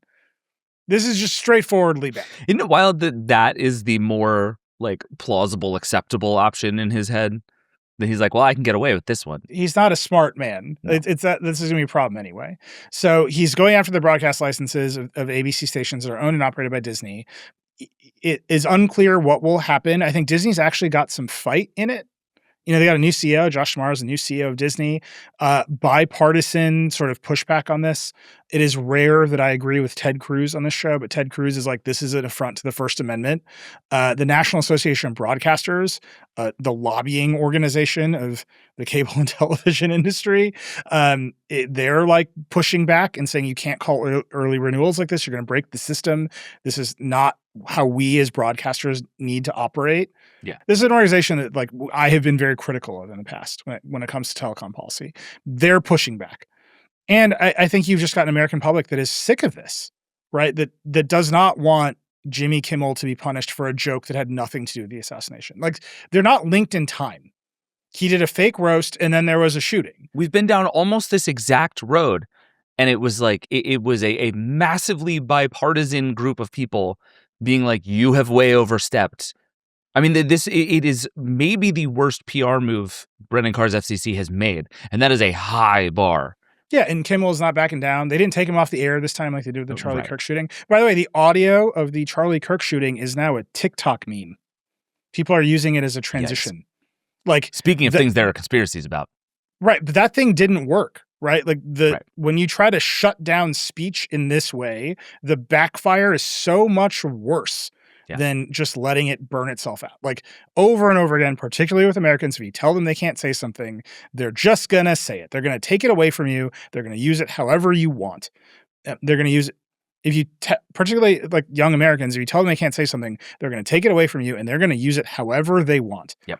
And it absolutely happened to Charlie Kirk, which is Jimmy Kimmel round one. It's going to happen again this time because Trump looks petty. There's already conspiracies swirling about this shooter and the shooting, and people think it was staged. And there's a lot here. And Brendan saying a thing that was disconnected in time is somehow a call for assassination is so nonsensical on its face and so censorious on its face that it will backfire yet again in some other insane way. So that's just one Brendan this week. Everyone saw this one coming. Before we switch out of that, I have one like procedural question on this, which is the license renewal thing is at least in theory a thing that Brendan can do, right? Like that is an actual power the FCC has, these license renewals. Okay, you made a face, which is why I'm asking, like, is this a real thing he can do to initiate these license renewals, potentially take them away? Like, is this a threat he could actually conceivably follow through on in some way? I feel like Brendan's nights consist of not being invited to parties and instead like going into the basement of the FCC and like blowing the dust off some old book and being like, what powers aren't we using? Sure. So like technically he can do this. Usually it's done in case of emergency or like totally egregious behavior, but these licenses were not due for review until 2028. I think on the earliest one was 2028. Which means nothing in reality would happen until after a Trump administration. Right. So he's pulling an early renewal. He's pulling it forward from when they would come up for review. Right. And that is just so unusual. So yes, it's a power, but it's a power that's like, if something really egregiously bad happens, but he's blaming it on DEI, which makes no sense to anyone. Right. Because it's not even clear what DEI means in the context of these local news stations. Like he hasn't made the claim. So he's got to go fight it through, right? Like, and I think a lot of judges are going to say this looks like obvious retaliation. This thing happened, the president tweeted, and you filed this claim. Like they are now connected in time, even though the joke had nothing to do with the event. Right. You even have other FCC commissioners telling us that Brendan Carr's full of shit. Yeah. Today, just before we started recording, the FCC had its open meeting and they took questions. Here's Anna Gomez, the only Democrat on the FCC, and she just said it straight out. We have the tape. We can run it. This week, we saw one of the most egregious assaults on the First Amendment by this FCC to date. The White House called publicly for the silencing of a vocal critic, and the FCC answered the call. The agency's media bureau directed Disney's 8 ABC-owned stations to file early license renewals ahead of schedule, some of which are nearly 5 years before they would otherwise come due. This is a bad record for Brendan Carr when he shows up in front of a court. Yeah. And I do think Disney's going to fight it. I think the new CEO of Disney has a lot of incentive to fight it. I think the people who work at Disney have a lot of incentive to fight it. And I think the American people are on Disney's side. So you're a dummy, Brendan. You should not have picked this fight. This is classic dumb Brendan. By the way, similarly, Brendan loves the news distortion rule. Like he loves saying your SNL is news distortion or whatever nonsense he says. He's not a smart man. A bunch of former FCC commissioners and like a radically bipartisan group of former FCC commissioners and chairs and staffers filed a lawsuit this week, basically saying we petitioned the FCC to get rid of the news distortion rule because we think it's such a danger to free speech. But Brendan, instead of ruling on it, has sat on the petition. So they filed a lawsuit this week asking a court to force Brendan to issue a ruling on news distortion, on getting rid of it. Because either way, they can appeal the ruling, but as long as he sits on it, they can't do anything. Right. Which is the source of his power. which is the source of his power. It's the threat that is the thing. Yep. So Mark Fowler, who was a Republican chair of the FCC in the 80s, wrote in a statement, "The news distortion policy is a loaded gun that Chairman Carr is using to threaten broadcasters. Until it is repealed, we will not have a free press." That's a Republican. An 80s Republican wrote that about news distortion rule. Yes. Tom Wheeler, who we know, we've had him on The Verge and on the show before. He was the Democratic chair under Obama, said, as long as the news distortion policy remains, the FCC chair can continue to misuse it to police perceived media bias. This just keeps going on and on and on. There's Republicans and Democrats. It is the most unlikely coalition of bipartisan telecom regulators you have ever seen in your entire life. They actually pointed out at the end, one of the former Republican commissioners said in a statement, when unlikely allies share an opinion, that opinion eclipses partisanship. You could not find a group of petitioners with more divergent political beliefs than this one, yet we all agree on one thing. And he goes on to say what they agree on, but I think what they agree on is that Brennan Carr is a dummy. There's a real, like, you are doing this so badly that you're making everyone who has ever done this look bad. Everyone who's ever done this job thinks Brendan is an idiot. Right. And he's doing it so poorly that it is reflecting poorly on them for previously having done the job. I mean, like, my joke is I keep coming on crazy. this. I keep coming on the show and being like, I think the Wall Street Journal editorial page has it right. And it's like, what is happening to me? But that's basically this lawsuit. It's that kind of bipartisan group of former FCC officials coming together to be like, we don't agree on anything, but we agree this guy has to be stopped.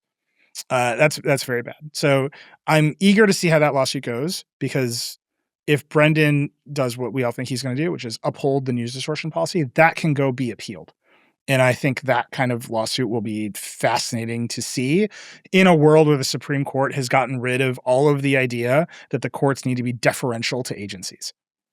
So this is like Brendan wrote the Project 2025 chapter on the FCC, but the other part of Project 2025 chapter is the agencies have no court should be deferential to these agencies whatsoever. And so like some of this is coming home, right? Yeah. Like some of the inherent contradictions of MAGA world are starting to get laid bare here. We'll see what happens.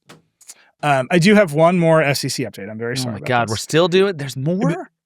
So several weeks ago, you remember Brendan just sort of outlawed all the routers in the world. Yeah. For no discernible reason and on no discernible timeline. He's like, they're so dangerous, they're all illegal now. But the one you have is fine. But the one you already have in your house is fine. Yeah. Who knows what's going on here? Sure. And then there was some process laid out by which router manufacturers could apply to prove that they were safe. It was totally unclear what that process would be. The one thing that they wanted to demand was, you're going to move router manufacturing to the United States because anything made overseas is inherently dangerous. Mm-hmm. Sure.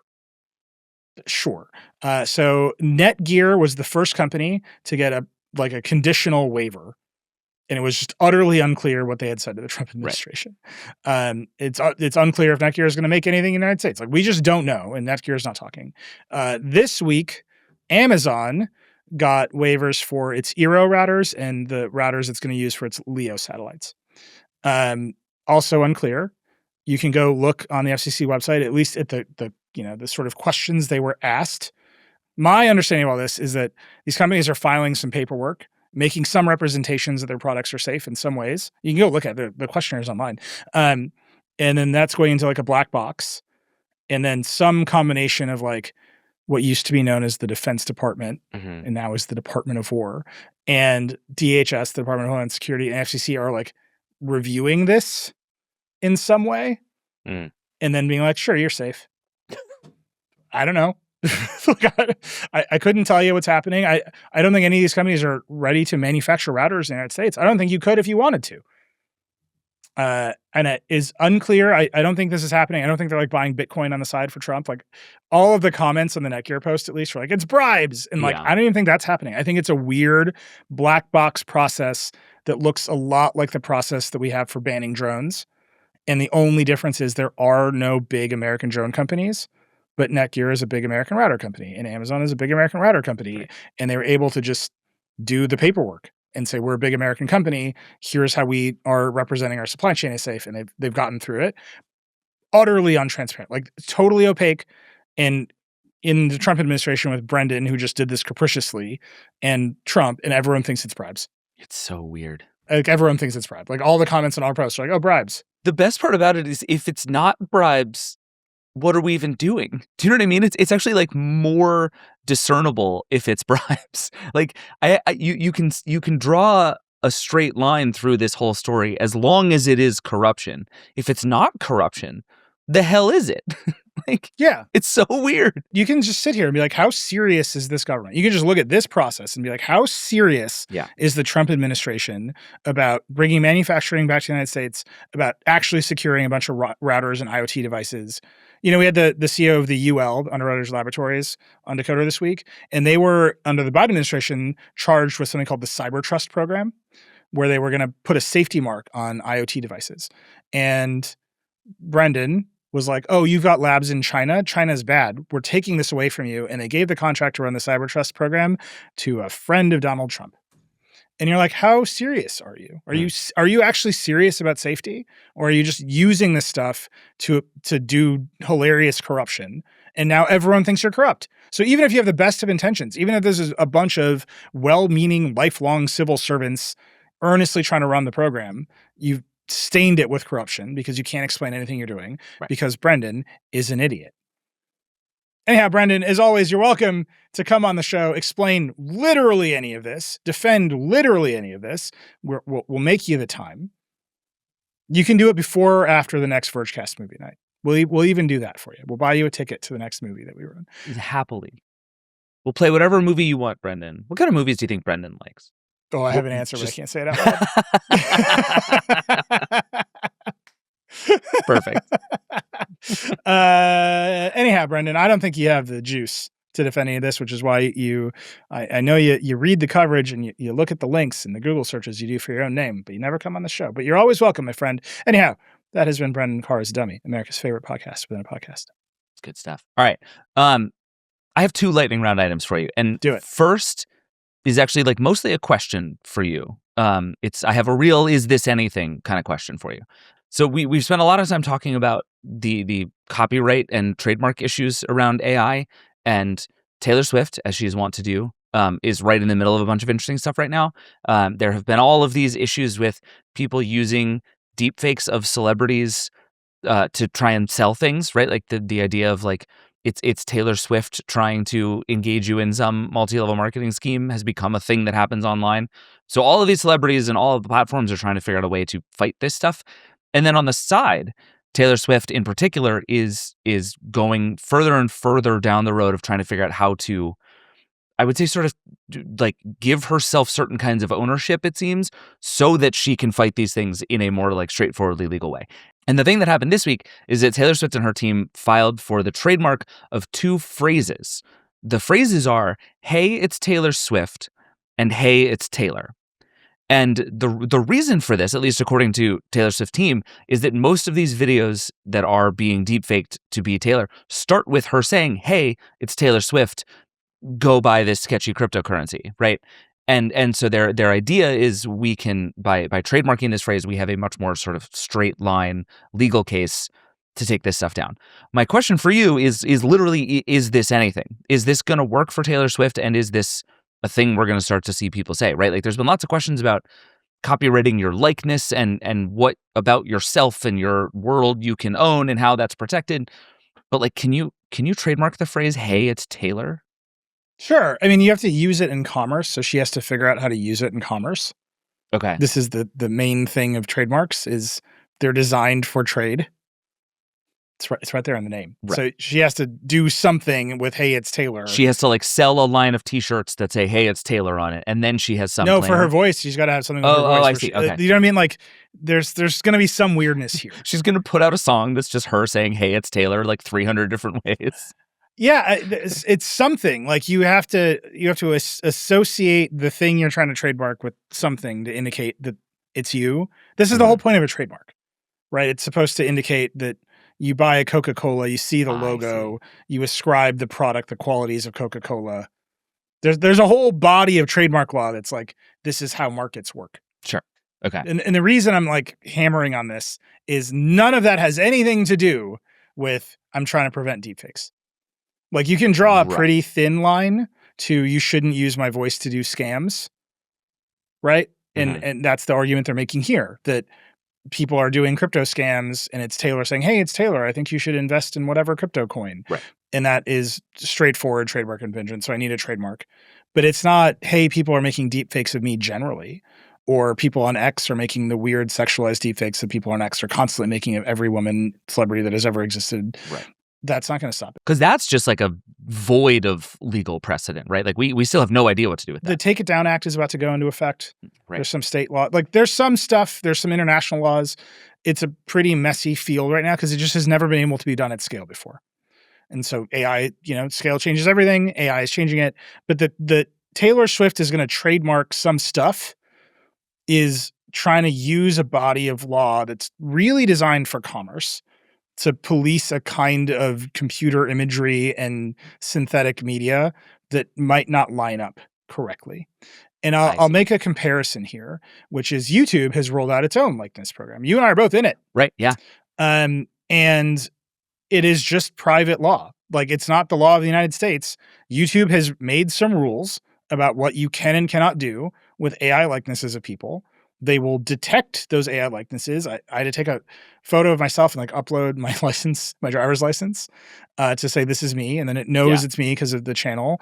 And then if people use my likeness, it will do it and I can send a flag and there's going to be some process. And YouTube has some rules about parody and stuff. And they have just invented YouTube law. This is like what happened with Content ID a million years ago, right? Content ID is built on copyright law. This is actually very different. Oh, interesting. Okay. So Content ID is built on copyright law. So, the core of Content ID, it's expanded over time, is the music industry. So if you want to use music on YouTube, YouTube can detect that you've used a Justin Bieber song. And then they can say, okay, that's Justin Bieber's song. We're going to take some of your AdSense revenue and direct it back to Justin Bieber. And this accomplishes the goal of letting you use the Justin Bieber song and keeping the record labels and importantly Justin Bieber happy. I see. Okay. Right. And so like Content ID starts there. And then it moves on to, okay, you've got all kinds of videos that are being reused in all kinds of ways. You've got all kinds of rights holders and content. We can expand it. But it's all built on copyright law because the thing copyright law lets you do is say, that's mine, take it down. And likeness law, trademark law isn't quite there. It's not the same. It doesn't have the same thing, right? Especially likeness is like very state by state. There hasn't been a really national likeness stand. So YouTube invented private law. Like there's how likeness works on YouTube as a platform. And then there's how likeness works in the United States of America. And the policies of YouTube and the policies of the United States of America no longer align. This is one of the weirdest things that I think has happened yet on the internet. Yeah. And I don't know what's going to happen next, but I think you're going to see celebrities say, hey, we've got to find ways to protect ourselves. And maybe the laws of the United States aren't good enough, but we're going to take shots at it while we pressure the platforms to invent some laws of their own, some content moderation policies of their own along the way until something comes together and this all makes sense. And this is going to be one of the weirdest fronts in all of AI and all of social policy, because you can get to some really weird outcomes. For example, should Taylor Swift impersonators be illegal? Probably not. But you can quickly get to a place where, there goes my side hustle if that happens. It's just bad. You look good in the bodysuit. Thank you. I've always thought it suits you. It did get a lot cheekier over the course of the tour, I thought. I'm in a happy relationship, you know what I mean? That's just a David butt joke. I don't think that's the right answer, but you've got to draw a person doing a Taylor Swift impression and a computer doing a Taylor Swift impression are viewed differently in the eyes of the law in different circumstances. I don't know if you've met the people in Congress. Good luck. Yeah. Okay. So if you're Taylor Swift, you're like, I just have to try some avenue. Something might work. And I'm sure they're also in heated meetings with YouTube trying to figure this out. This all makes sense. Yeah. But I can keep saying, hey, it's Taylor for the foreseeable future, and I'll be okay. Yeah. Okay, good. All right, you get one more. What's your lightning round item? My last one, I just want to say this news to you then hear you react to it. Netflix has pushed out its redesigned app, and the central feature is a vertical video feed called Clips, where it just shows you clips of movies and shows and stuff on Netflix. Okay, can I tell you the radicalization arc that has been my last 7 days on this front? So to give you a lot of credit, I would say you became a total clip zealot and radical sometime last year. You were like, the world exists in 90-second vertical increments. Nothing else matters. Clips for days. whatever Mr. Beast does, that's what we should be doing, is like the stance of Nilay Patel for a long time. I have fought this fairly aggressively. I think in general, there has been this weird tension. Like, we have thought about clips as like marketing for the podcast. And so we're like, the goal of you watching 2 minutes of us on Instagram is to then come back and watch or listen to the podcast. And then Ed Elson, who co-hosts a couple of podcasts with Scott Galloway, and is a writer and podcaster, went on Charlie Wurzel's podcast at The Atlantic and gave, I would say, almost exactly the speech you've given to me like 30 or 40 times. And for some reason, Ed has a British accent. Yeah, he's very convincing. Like he's very charming, and he's got the accent, and it totally worked on you. Yeah, and he looked dead into the camera, and he said, "David, listen." And his whole case was, no, this is not like smaller versions of the thing. The clips are the thing. Yep. And literally in the last like 7 days, come to see every one of my feeds differently, where it's like, now instead of thinking about it as like, oh, I'm seeing, 2 minutes of a Friends episode. What if that 2 minutes is the whole thing? Like that is the whole thing. That is most people's experience of that thing. And it has totally changed the way I think about everything. Like, there are lots of podcasts out there that many people never consume an entire episode and yet are fans of the podcast because they've watched lots of clips. I could name you some of those podcasts for me that I love and care deeply about the hosts, and I have never once experienced an episode. Netflix doing this at like the highest possible end of the spectrum, where it's like, what if you never watched a Bridgerton episode, but you saw lots of 90-second clips of Bridgerton, is such a like mind-bending fact. But I've now come around to like, what if most people's experience of Bridgerton is 6 clips and they love Bridgerton? And maybe that's okay. Yeah. And maybe Netflix is geniuses. So Netflix has a sort of different opportunity in its app. They're just happy if you open their app on mobile. No one does that. Right. Right. They're just thrilled if the number of people who open the Netflix iPhone app goes up. Yeah. And Netflix can do a very straightforward thing, right? Which is show you what amounts to a trailer. And then you're like, oh, this seems cool. Just go watch the movie. I actually don't know if trailers is the way to go. I think they have to come around the idea that the clips are the content. I think you're right. And if they want people to open the app more, they cannot be focused on whether it's discovery for the actual shows. Netflix has to get to a place where people open the Netflix app and they flip through the clips feed and then they close the Netflix app and they walk away and they're happy with that experience. And that's a success story for Netflix. And that is a huge success story for Netflix. And what they are not going to have is an army of clippers in Discord channels trying to pump crypto coins, stealing Netflix content for the best parts to pump an infinite amount of stuff into the algorithmic slot machine, which is the thing that TikTok has. Okay. It's very hard to compete with that. Can I tell you what this makes me think? There are 2 ways this goes. One is, I would say Netflix and Disney are probably the 2 with the most unique opportunities. And Disney, by the way, also pursuing this very aggressively. You go to the ESPN app and there is the thing, they call it Verts, which sucks, but it's the same thing. It's just a feed of TikTok-y sports videos. Disney has been talking about doing the same thing in the app. I'm not sure if it's in the Disney Plus app or not, but this is the idea. And in theory, what you can do is basically lift all the best parts out of TikTok. And it's like, well, what if instead of every third video being someone eating junk food in their car to try and sell it to me, it was just the good stuff. And it was just, new girl bloopers, which is all I ever want to see on TikTok anyway.